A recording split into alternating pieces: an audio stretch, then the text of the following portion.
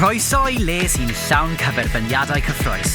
Beth bynnag fydd y pwnc y bydde di'n astudio ym Brifysgol Dde Cymru, mae llond gwlad o bethau i'w darganfod yn yr ardal leol. Un brifysgol, 3 lleoliad. Nghaerdydd, Casnewydd, Pontypridd.